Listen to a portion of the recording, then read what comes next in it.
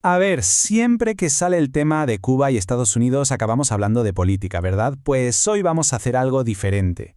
Vamos a dejar la política a un lado y a centrarnos fríamente en los datos militares, sin más. Vamos a ver cuál es la realidad, la de verdad, la que está detrás de los arsenales y, bueno, sobre todo del dinero. Bueno, pues vamos al lío. Lo primerísimo, y esto es clave para entender todo lo que viene después, es que no estamos hablando de dos ejércitos que jueguen en la misma liga, ni siquiera al mismo deporte. Por un lado tenemos la estrategia cubana, que es, digamos, una obsesión, hacer que una invasión sea tan difícil, tan costosa que a nadie se le pase por la cabeza intentarlo. Pura y dura resistencia. Y en la otra esquina, Estados Unidos, que es justo lo contrario. Su objetivo es poder desplegar su fuerza donde sea, en cualquier parte del mundo. Y esta diferencia es que lo cambia todo. Y vamos a empezar por donde la diferencia no es grande. Es simplemente abismal. El cielo. Porque, seamos claros, en una guerra hoy en día, quien domina el aire lo domina prácticamente todo. Es casi como empezar el partido ganando 3-0. A ver, si miramos la Fuerza Aérea Cubana, es como viajar en el tiempo. Casi todo su material es de la era soviética. Estamos hablando de cazas como el MiG-21 o el MiG-23, aviones diseñados, ojo, en los años 60 y 70. Sí que tienen por ahí algún MiG-29, que es más moderno, pero la realidad es que muy poquitos están en condiciones de volar. Súmale eso algunos helicópteros también de la misma época, y el resultado es que, a día de hoy, su fuerza aérea es más bien testimonial, por decirlo de alguna manera. Y ahora, bueno, es que esta imagen habla por sí sola. Fijémonos en los números, porque son una auténtica locura.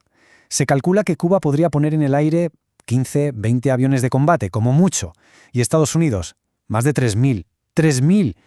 Y claro, no es solo la cantidad, es que no es lo mismo un MiG-21 que un F-22 o un F-35 invisible al radar. La superioridad es tan brutal que el control del aire estaría garantizado, vamos, desde el minuto 1. Vale, está claro que por aire no hay color. Entonces, la pregunta es, ¿cómo se defiende Cuba en tierra y en el mar? ¿Cuál es el plan si la batalla en el cielo está perdida antes de empezar? Y aquí está el corazón de toda su estrategia, su concepto clave, la llamada guerra de todo el pueblo. Esto es fundamental. La idea no es ganar una batalla a la antigua usanza, tanque contra tanque en campo abierto, para nada. El plan es convertir la isla entera en un infierno para un invasor, que cada calle, cada casa, cada rincón del país sea un campo de batalla. Es una estrategia de desgaste, de resistencia total, usando a toda la población para hacer la ocupación simplemente insostenible. Esta tabla lo resume de maravilla. Es un choque de filosofías total. Cuba apuesta por la cantidad, muchísimos tanques, aunque sean antiguos como los T-55 o T-62 soviéticos, más de 300. Su artillería, como el famoso Grad, busca lanzar un montón de cohetes a una zona a ver qué pasa. Es cantidad y, bueno, imaginación.